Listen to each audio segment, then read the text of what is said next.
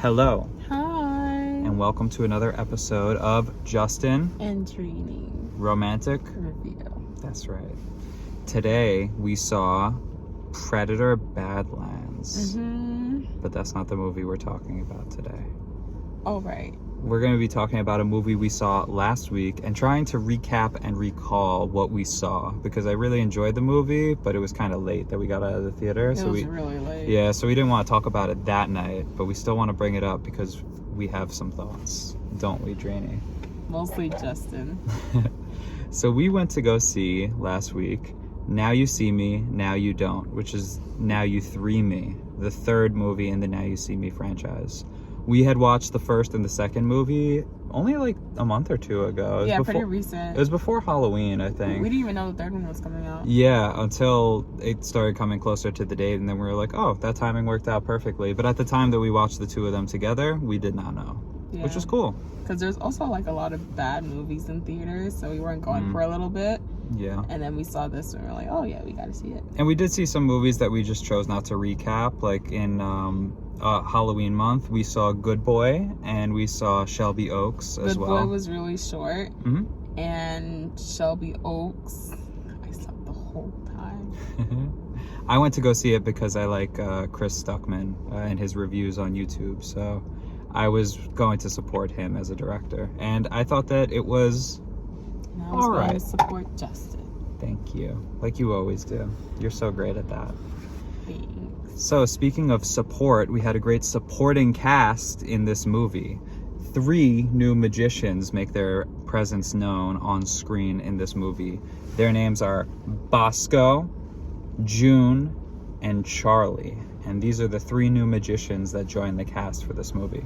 The movie opens, or at least we walked into the theater during the scene because we were a moment or two late, but we can infer from the context clues of what we missed that the movie opens up with Victoria Vanderbuilt, who is she's kind of like a diamond collector, head of this big jewelry organization, who's obsessed with finding like the perfect gem or whatever. Corrupt jewel lady. She is mining for diamonds in Africa, and she comes across the most perfect diamond ever, the heart-shaped diamond, like that, like what I have for you.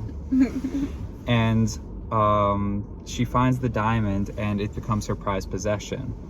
Now, simultaneously, back in the hotel, or the apartment that Atlas, who is Jessie Eisenberg, back in the hotel that Atlas was in the second movie, when what's her name, Luna? Yeah, when Luna surprises him at the beginning of the movie as being the 4th member of the Horsemen, the same apartment that she set up that like contraption, Rube Goldberg, I think it's called, where it's a super elaborate contraption of things that hit into one another. And I remember it cuts her head off when she's like laying on the couch talking to him in the second movie. Okay, it's fine. They're in that apartment, and they sent out a letter, I believe, to Atlas, who, as we know, is a member of the Horsemen.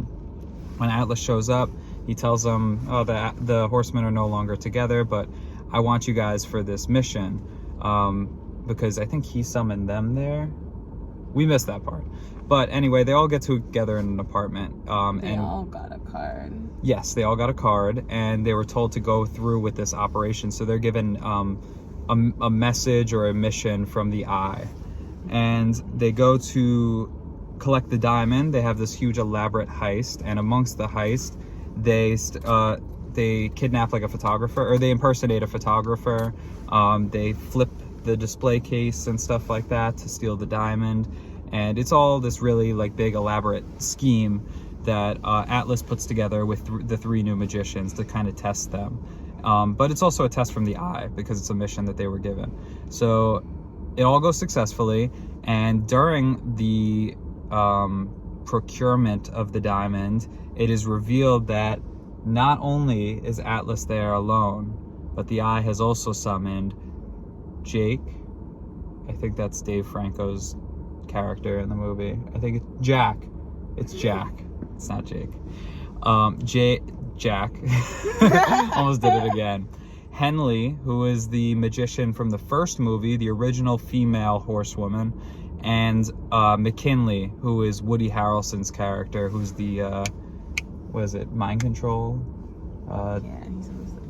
Yeah, and then tick and tock, and click clock, and then a tick tock. And luckily his brother wasn't in this one, because his brother sucks. I don't know if you remember his brother in the second one. It's literally just Woody Harrelson again in a wig. It's like, what the heck? Why is he playing this pointless character? But they all succeed in their mission. They zip line off of the roof and they land on a boat. And then they decide that they're all going to go their separate ways because the Horsemen broke up a few years ago and they were no more. They were donezo with one another.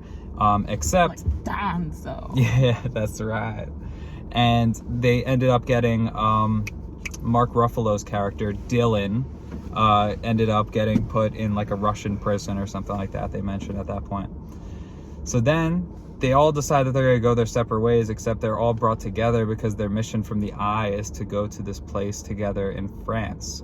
So they have to go to this building in France that has an elaborate locking mechanism on the door. And this is where Jack and June have a kind of like contest to prove who has better perception, a perception role, if you will. I've been playing the Baldur's Gate lately. And they go to unlock the door, and Jack can't get it at first, and then June twists it, and it works. So the young magicians are already proven their worth. Then they go inside, and they're looking for a way to get further into the building because it looks like it's a setup of like some of the world's most famous magicians kind of contraptions and stuff. And here we see, I forget the name of it, but it's called like Bullet Time or something like that. It's like a marionette show that Charlie and Bosco are looking at together, and it's like someone shoots a bullet but the other person catches it, right? That'll become important later. So then they find a book that I think Charlie discovers. Oh no, it's not a book, it's a pedestal. And he moves, he's like, huh, these shouldn't be here. And he moves these two pieces back and forth to fit properly, and it opens like up. A sphere and a cube? Yeah, he switches them because they're like on the wrong pedestal, and then it opens up a doorway, which reveals the return of, everyone say it with me, Thaddeus Bradley, everyone's favorite non-magician reporter. Woo! Yeah. Otherwise known as Morgan Freeman. He shows up in this movie and he is there bringing the band back together. He was the one who sent the message from the Eye, and he is the one who's getting these guys together for this mission. So they all go and scope out the place. I forget what they're looking for at this point. I think they're trying to find like a map or something like that. I don't recall at this point. But they all go pairing up on separate missions. So Jack is with June. McKinley goes off by himself. Henley is with Christian, and she starts to, they go through the Hall of Mirrors, and she starts to kind of like analyze the kind of person that he is and everything. And then we see Atlas go with Bosco, who form like a bit of a rivalry going throughout the movie. And they enter the hallway from Inception that like spins and rotates and everything. So everything is like upside down and then flips right side up.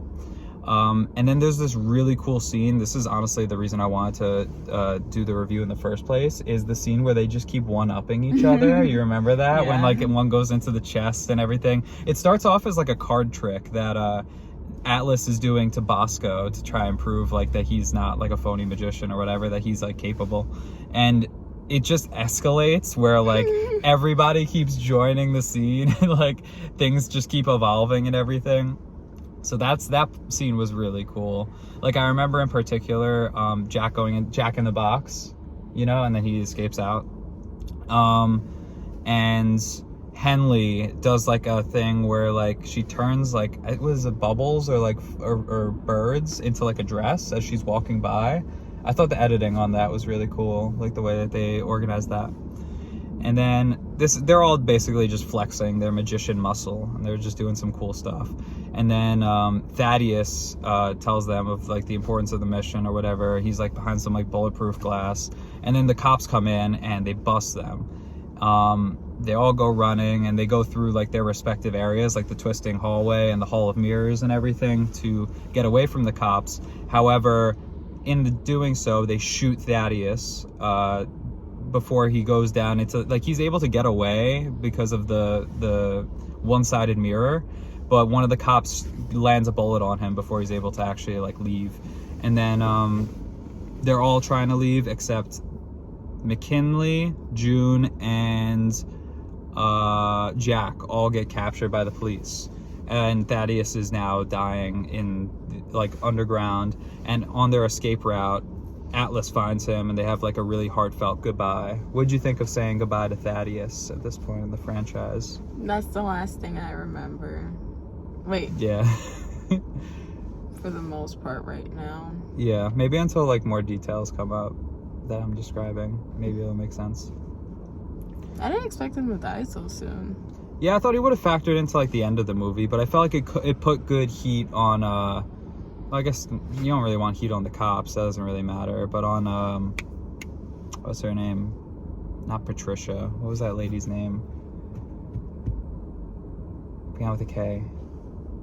Kinsley? I'm trying to remember her name. The female antagonist. So who's Veronica? Veronica, yes, that's her name.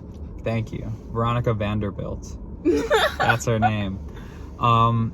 So it put good heat on Veronica because like the cops killed him indirectly, but like it was her command, I guess. So then they all go into prison and they need to break them out. So how do they do this? Well, they invite an old drunk lady from the park to make a scene and embarrass herself in the police precinct. So she's getting in there, getting drunk, drinking vodka, and then one of the cops is bringing her to one of the holding cells. She falls and her arm snaps in half. And she's like, ah! She starts bleeding everywhere. Go get help! Go get help! She goes. And then the cop goes because he's terrified. And then she reveals it's actually Luna, who's the female horsewoman from the second movie. And she is there to rescue them. In particular, she has a romantic relationship with Jack previously. So she goes to save him first and then lets out McKinley, who I think at this point June is already taken out. She's taken out by Veronica they're like, we're taking her with us. She's our insurance policy. But McKinley pulls some kind of move where he distracts all of them in order to get June free. And this is a pretty cool scene too, where like she's evading everybody inside of the police precinct when they're all trying to go after her. And she like ends up like handcuffing one of them together like to a chair, and like two of them like back to back and everything. So that was a pretty cool scene. And alright? Mm-hmm. Okay. I was just checking on you. And then they have McKinley captured. Then they decide that this whole time also Veronica's getting phone calls from somebody mysterious who's like, bring me the diamond, and this all goes away and stuff like that. So a lot of like ominous messages. What's the matter? Nothing. A bunch of like ominous messages and like phone calls throughout the entire film. And then she takes McKinley with her to this like race, like I guess like a fundraiser or something like that her organization is running, where there's a bunch of like race cars and a racetrack and everything like that. So that's the meeting point, because the Horsemen start putting on their own show, which is like across the street from where Veronica is doing her meet or something like that. So she calls to invite the Horsemen over because she's like, all right, let's just settle this at this point. You guys have the diamond, I have McKinley, so if you want him back, like let's make a trade. They get there and there's no funny business. The Horsemen give over the diamond and McKinley is returned to them until they go to leave, and then they get dropped into a trapdoor which puts them inside of a cage that's filling up with sand constantly. At the same time, Bosco and Charlie steal one of the race cars from her exhibit to cause a distraction. But now Veronica, all she really cares about is that she has the diamond. So she has the diamond, and now she's going to make the deal with the person that keeps calling her up and saying like ominous messages and everything. So then the 4 horsemen are in the cage trapped with sand, and it keeps filling up with sand more and more and more, and they're like, oh, we're done here, we're totally done for, until Jack has the bright idea to take off his belt, reach it through the grate, and pull down a pipe that starts busting out like water into the cage. Except that's a bad idea, because you don't want to put water on sand. That becomes incredibly heavy. Yeah, it becomes really, really heavy. So the cage starts becoming heavier, and they can't, like, they're having a tougher time moving. And then Henley finds out that she goes up to the glass and she starts punching it, or she starts moving her ring alongside it, and makes it loose. Maybe this was Luna, I don't remember. I think it was Henley, but it might have been Luna. Starts moving their ring back and forth like this, and then they start kicking on the cage, and it busts through, and the 4 horsemen are free to go. Now we go back to Veronica. Veronica is meeting with the prospective buyer. And who is it? This is a good twist, so if you don't know this, maybe go watch the movie. I don't want to spoil this for you. You've been warned. This is all our reviews are spoiler filled, so you know. It's her brother, who is Christian, the new magician, and nobody would have suspected that. I think I was not suspecting that. That was such a cool reveal. And then he was like, he revealed that. So we learn earlier in the movie, Veronica's father had an affair that made her mother kill herself. The affair was with Christian's birth mother. Oh yeah, Christian also has just been in foster homes. Yeah, so he has like kind of like a grudge against Veronica, because she has like a ton of money and stuff like that, and she doesn't share any of the wealth with someone who should be her half brother, but she holds that kind of resentment against him, I suppose. Which, I mean, like, you know, fair. Like, no, it's fair for her to be upset about that. About what?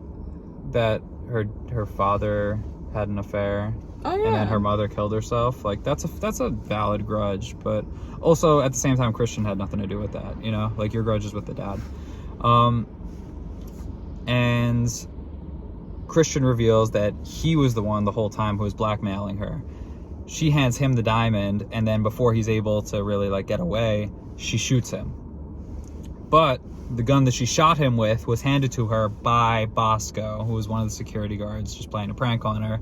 And it's revealed he used the bullet time trick from earlier in the movie that him and Bosco were super excited about. And she was not paying attention when she left the racing exhibit, so she actually got in the wrong car, and then they just transported her easily to a secure location, which happens to be where the Horsemen are throwing their party. And then she just tried to shoot her brother in front of everybody. Wow. So he put her on the spot and embarrassed her. That's what you get. That's what you get for mining diamonds and stealing millions. That's what you get. Should have paid your workers more. Anyway, that pretty much is how the movie concludes. Veronica is taken to prison, and at the end of the movie, the Horsemen all go back to the hideout. They're hanging out there, and then they get a package. A package arrives at the door. They bring it inside, and save me, Obi-Wan Kenobi. I'm your only hope. Because they get a message from Dylan. He's not in prison after all. He's freed. Really? Dylan's on the streets. Oh. Yeah, Dylan had a message. He was like a holographic, like, presentation. And he's like, great job, Horseman. I knew you could do it. I'm not actually in prison anymore. We'll find out what happened next time. So, safe to say if there's another movie that Mark Ruffalo will be making his return. However, he was barely in this movie, which is okay. He just needed a quick check. That's right. And no Michael Caine, no Daniel Radcliffe in this one either. They were from the second movie. Michael Caine was actually in the first movie too. Yeah. I don't remember Michael Caine. He's Master Wayne's son. No. You know, careful sip of wine, Master Wayne. No. You don't know who that guy is? Okay. I recall Daniel Radcliffe. Yeah, he was in the second one. Harry Potter. That's right. Harry Potter. Harry Potter. Hey, Harry Potter. Harry Potter. Harry Potter! Yes, indeed. And that's it for Now You See Me, Now You Don't. What do we think? I personally think it's the best Now You See Me movie. although I didn't finish it, I agree. It was really good, and it was a lot of fun. Like, the whole movie had good pacing. It was, like, enjoyable all throughout. I was never bored at any point. Unlike the second one, which I think really kind of, like, had, like 2 or 3 big moments, and the rest of it was kind of, like, boring for the most part. This plot all throughout I thought was interesting and fun, and they did so many cool, like, mind games, kind of like illusions and stuff like that, that it made it super interesting. So I really enjoyed watching it. Thought it was a solid movie. Nice. Yeah, and probably my favorite Now You See Me, Now You Don't movie of the 3. It goes this one, then 1, then 2 for me. That'll be the same for me. Yeah. All right, you want to give our ratings? Let's give our ratings. I don't think I can rate it since I didn't finish it. But you heard what happened. Yeah, so but just it's not imagine. like I watched it. Just imagine to fill in the blanks. No. And you have to give your review. The people want to know. Review? What did you just do? No, you're for the past 20 minutes. Your rating. You gotta give your rating. I can't read it. I didn't finish it. It's not fair. All right, but like 3 stars, 4 stars. That's me reading it. At least I ranked the movies. Well, you ranked them, but I agree. Okay, I'll rate the movie, even though you should put a letterbox score in for it. Okay, I want a way to say that I watched it, but without wanting to. When it comes out on streaming, you have to finish it. Yeah. If you don't fall asleep first. I would rate it 3. You're welcome to join. 2, 1, 4.5 stars. Wow. 4.5 stars. Again, the best Now You See Me, Now You Don't movie. That's a really high rating, guys. It is. And that's a hard rating to get from Justin because he doesn't like, well, I wouldn't say anything, but. We just talked about Predator, which I like those movies. You didn't Predator like Badlands, 2.5. 2.5 stars. Yeah, we rated it 2.5. Yeah. I'll do a quick Predator Badlands. No! The dad looked really cool. The dad Predator. I didn't like Dak or his iron armor. And I thought that Theo was pretty annoying and not funny. All right. I like the animals. Well, not animals, creatures. Yeah, some of the creatures in the movie were cool. Monsters. And the environments were very nice as well. Razor-bladed glass. That's right. Grass. Same thing. Oh, no. Yeah. You've gone Australian. I have. All right. Thank you for joining us for another edition of Justin and Dreenys Romantic Reviews. Thanks again. Bye.